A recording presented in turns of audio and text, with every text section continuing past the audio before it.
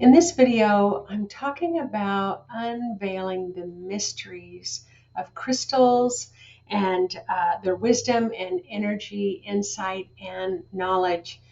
During this time, we are going through many kind of planetary shifts. We have a solar eclipse coming up, a lunar eclipse coming up.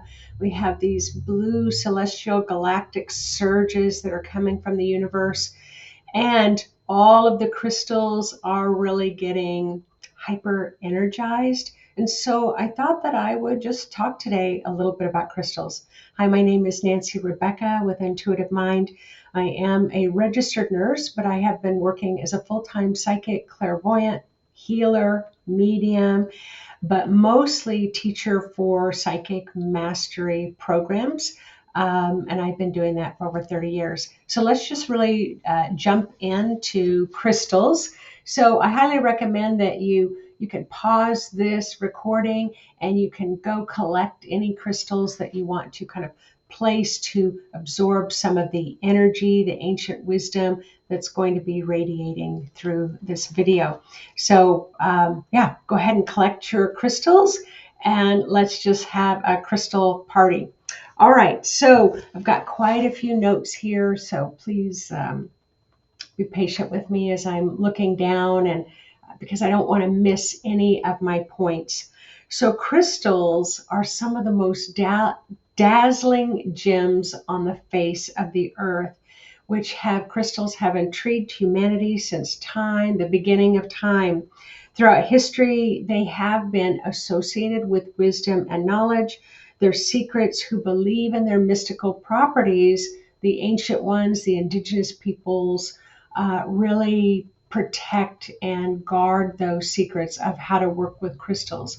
But do you need to have that higher level of knowledge passed down to you for you to be able to benefit from the crystals? Well, I always say, as a psychic meditation teacher, that every time you close your eyes, you give your spirit an opportunity to teach you. So that's what I highly recommend, is that you would hold the crystals in your hand, or if it's large, you'll put your hands on the crystal, close your eyes, and let your own spirit teach you any of the wisdom that your spirit wishes to pass on to you at this time. So the question is, and some people believe and some people don't believe, that crystals contain wisdom and knowledge that date back since the beginning of time. Even though there's not a whole lot of scientific data to back up this wisdom and knowledge from crystals and different types of crystals, but as we are rapidly awakening in our consciousness, rapidly awakening in mathematics and science, I won't be surprised to find that there will be a lot of exploration and studies about crystals moving forward. Expanding in consciousness, our global awakening in consciousness, more people are beginning to be curious about crystals. That's why I made this video. They want to understand crystals, and they want to understand the ancient wisdom that just might be held within the crystals. So, are we all crystal people? So many times this question arises because everybody has the ability to tune into crystals. But can everyone download the wisdom? Well, I do believe that you can. We are these kind of quantum energetic frequency beings. Crystals are also quantum energetic synchronistic frequencies as well. And so you're going to feel kind of this harmonizing resonance with different types of crystals or not. And I'll talk a little bit more about that. But I do believe that, again, every time you close your eyes, you sit in quiet, you give your spirit an opportunity to teach you. And all you need to do is just ask, I'd like to know a little bit more about this crystal of amethyst or topaz or quartz or rose, so whatever type of crystal that you have. So even though it can, in the scientific community, there can be a lot of debate around the accuracy of this, many individuals report finding having major experiences, insights, and healing working with crystals. So I have a story to share because definitely early in my kind of awakening process and really learning how to work with the human energy field, as a clairvoyant, I can see the auras of the human energy field. And as a nurse, that really fascinates me. And my desire was always to find maybe alternative. Or additional tools that people could use to heal with whatever ails them. So I had met this person who had created what they called the kind of this crystal bed. They had created it with copper wire. They had run this copper wire out to a tree to really ground it.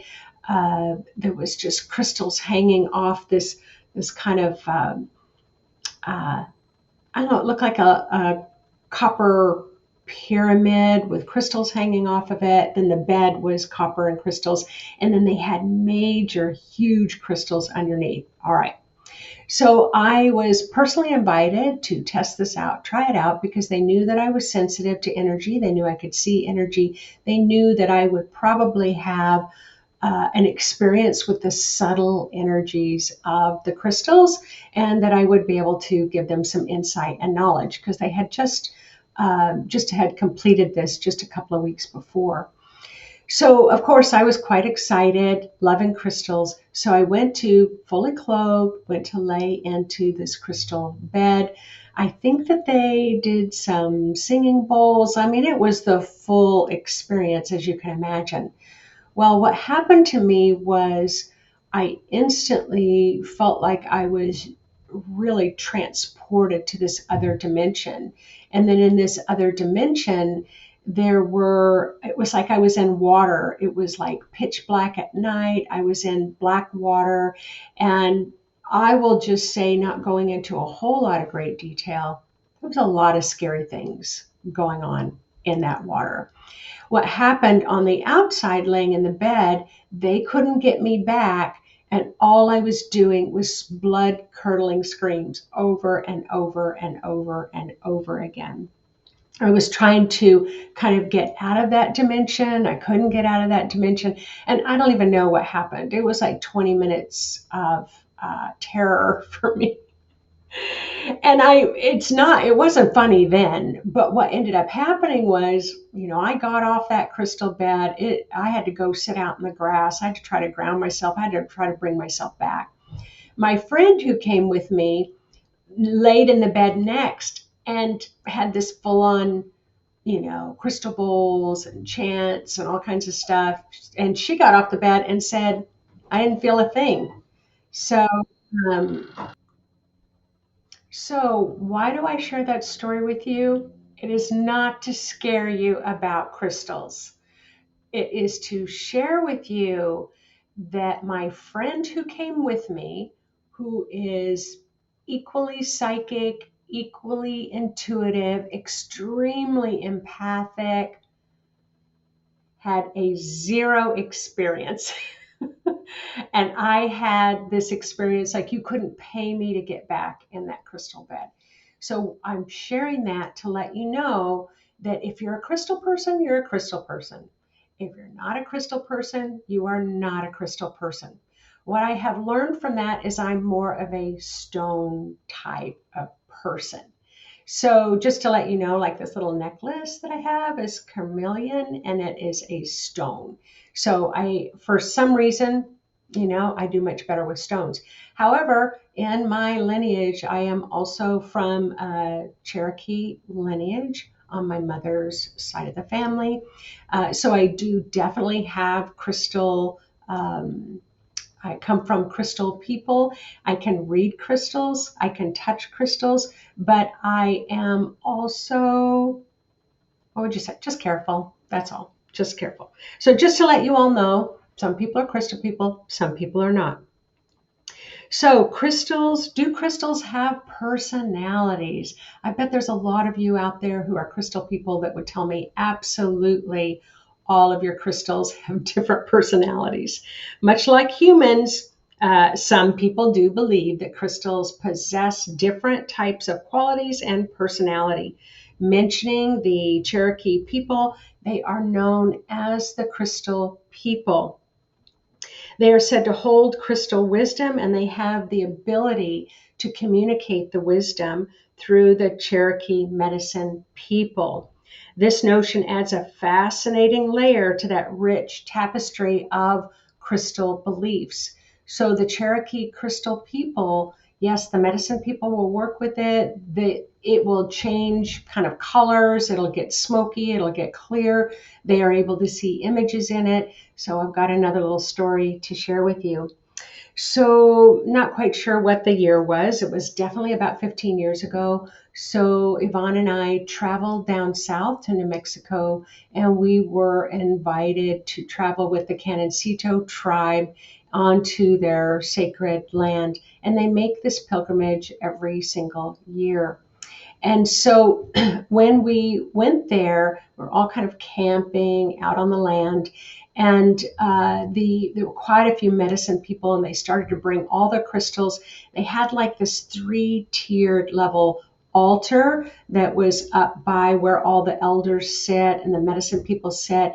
And it was just piled with all kinds of crystals, large, small, medium. Most of them were quartz crystals. And what they did was, we were there for 5 days, was gathering the energy of the stories, gathering the energy of the sacred land, gathering the energy of the pilgrimage, the prayers, the healings. And then on the final day, there was a crystal medicine woman who would pick some up and then look at them and then bring through channeled information from those crystals. So it was super cool. So, if you're curious to explore more about crystals, or you want to extend to bring in your own crystals, as I said, around you, just go ahead and just touch the different crystals, get a sense about the different crystals, and let them get supercharged by the knowledge, the ancient knowledge that's coming through here. So again, some crystals are believed to hold data, much like a computer storage device. Ancient knowledge, wisdom, memories, even healing properties are said to reside within crystals. While this idea might sound a little over the top for some of you, there are many hints of the indigenous people that speak to the untapped potential of these minerals, these crystal minerals. So there's this intriguing aspect of crystals. So you may just walk into a crystal shop and you just make a beeline for a certain crystal, and that crystal has a spirit, it has a soul, according to my belief, and that it can call to you, and it makes and bonds a relationship with you immediately. So if you've ever gone around a crystal shop and you'll say, I just know this one needs to come home with me. So that does mean that you do have a relationship with that crystal. And so then you can close your eyes, let your spirit teach you about the wisdom. So whether you are a seasoned crystal enthusiast or a newcomer to knowing and learning about crystals, you might just want to visit a crystal shop near you and let yourself have your own experience. But before I kind of finish up this section, I really want to add in here about crystal skulls. So let me go over my notes about crystal skulls. If you've never heard of crystal skulls, I highly recommend. There's many books out there about the ancient wisdom, the history, the mysteries about crystal skulls. There's documentaries about crystal skulls that you can kind of tune into. And in our area, there are sometimes people that have crystal skulls that bring them around so that you can visit with them, and it's usually at a metaphysical shop. So crystal skulls, They have a lot of mystery. They have a lot of intrigue to them. These artifacts, crystal ancient artifacts, have intrigued people since the beginning of time, because it is reported that they hold some of the most ancient knowledge, spiritual power, and some people believe they have the potential to unlock profound insights into your own human experience. And there are some beliefs that the crystal skulls have come from another planet, that they were brought to the earth from star beings. You can watch the documentaries where they're like, wow, this crystal can be old. I really don't know if they can determine the age of a crystal, but when they look at them and that they've been passed down from generation to generation, they still do not know how they could have been carved with such minute detail. So these remarkable carvings, typically made from different types of crystal structures, are said to be ancient relics, as I said, passed down through generations. They are attributed often to pre-Columbian Mesoamerican civilizations such as the Aztec and the Maya. According to legend, these crystal skulls were created by ancient cultures, and they are believed to hold very exceptionally high powers. So again, in traveling with the Canoncito tribe in New Mexico, there were many stories told about the crystal skulls. So you can even look up the name, you can type into Google crystal skulls, Leon Secatero, and you will find a lot of information that comes up. Now, he was the spiritual elder, but he kept his cards pretty close to him. When I asked him, do you actually have a crystal skull? If you're known to the skull people, are you the keepers, the caretakers of a crystal skull? And he just said that that would not be information that he would ever divulge into anyone outside of the tribe. So he wouldn't admit or deny either way, but he did know a lot about crystal skulls. So, um, so sacred crystal skulls are considered powerful tools for healing, meditation, spiritual exploration. Um, there are beliefs that just by touching it, just by being in the room with a crystal skull, you will immediately be connected into higher states of consciousness, that you can awaken to your own intuitive psychic abilities, and that you can experience enormous personal transformation.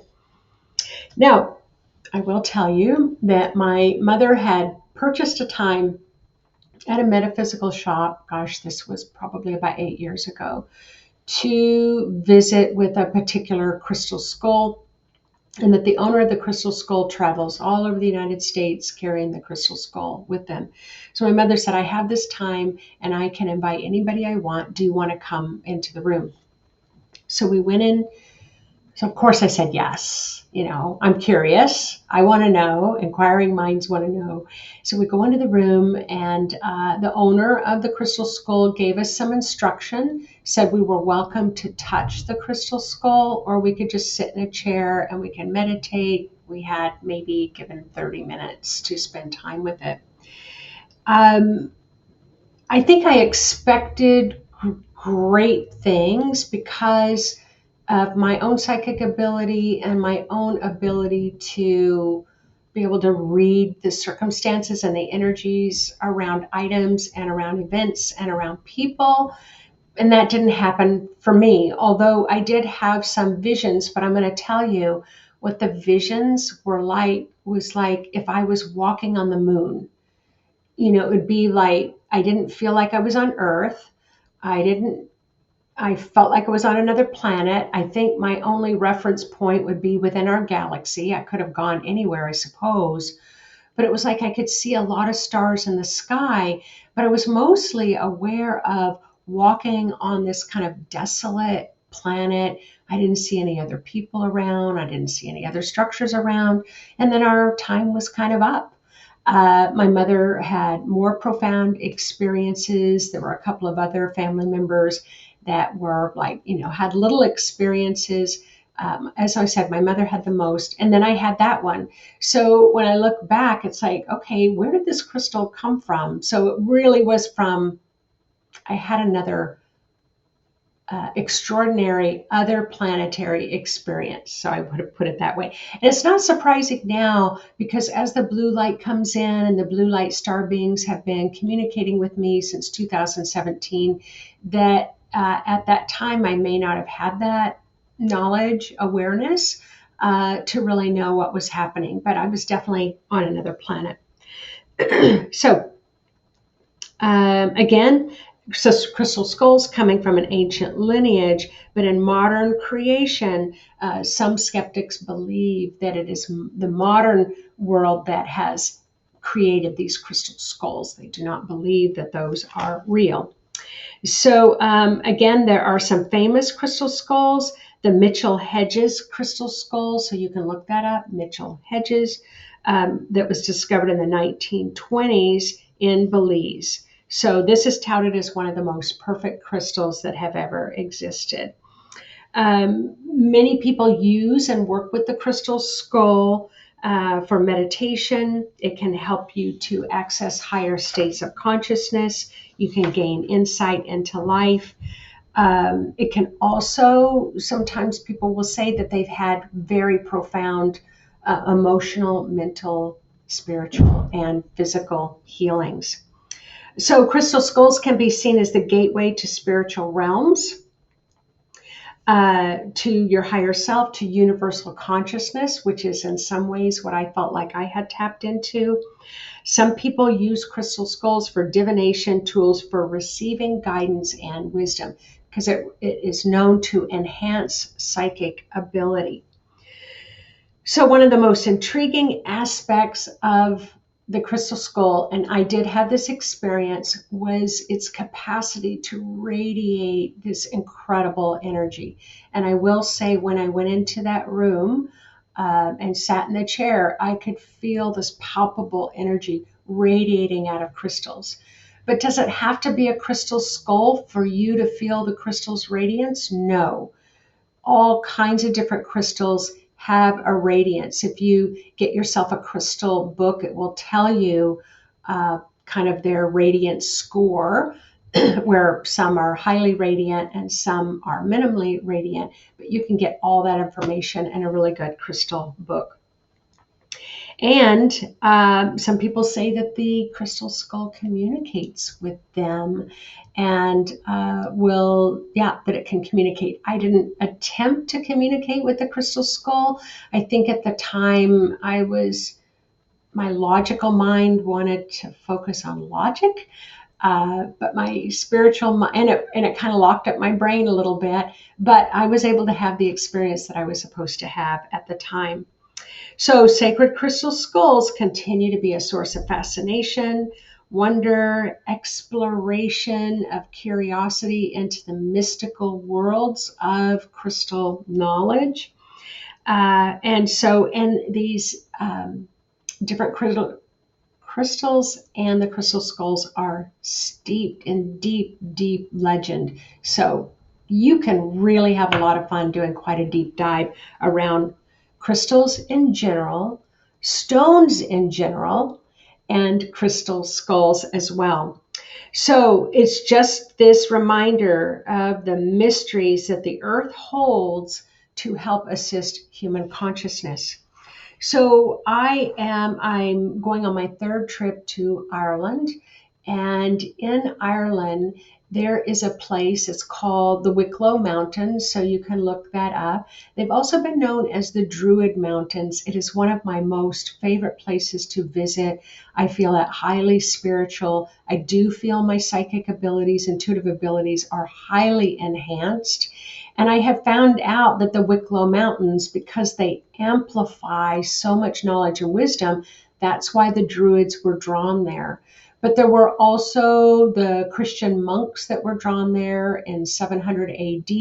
They were really drawn to the vibration and the frequency to really help them when they were in not isolation, but where they would go deep into prayer, and they would able to gain wisdom from the spiritual realm. They were able to scribe and write a lot of notes, a lot of wisdom that came in. But they also are known for the trees, the crystal trees is what they call them, because they grow up out of crystals. There's a lot of quartz crystal, and I think there's like 98% quartz crystal within the soil of those mountains there. So yeah, I like to visit. I can do very well there. I can feel very grounded there. But if you put me on a crystal bed, I might not do so well. And who knows? Maybe I wouldn't even have that type of experience now. Maybe it was just something that just really opened up that I was supposed to see. Um, Maybe it just opened up a lot of fear that had to be cleared.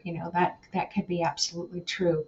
So I highly recommend that you take your crystals that you have or go visit a crystal shop. Start with one, sit and meditate with it for a week, write in your journal about the things that you're picking up. And if you're holding it and you're going, yep, I'm not getting nothing here, I promise you, sit a little longer. Just sit a little longer and then do that every day. And you might not even notice until you switch crystals. And then you're going to go, wow, this one feels really different. And having that contrast might help you to understand crystals even more. Anyway, take care, everyone. Hope that you enjoyed this talk on crystals. Love to hear your comments. I'd love to hear if you have a relationship with your own crystals. Go ahead and put it in the comments section. If you work in healing with crystals, which crystals have you found that really speak to you the most when you're doing energy healings? You might be working with clients and crystals. Would love to hear a lot of that. And just one little final thing, there are some people that put little pieces of crystals in water and then just spray their whole aura with this crystal energized water. So anyway, there's a world of things that you can do out there when it comes to crystals. So enjoy, enjoy, enjoy, and I will see you again next week.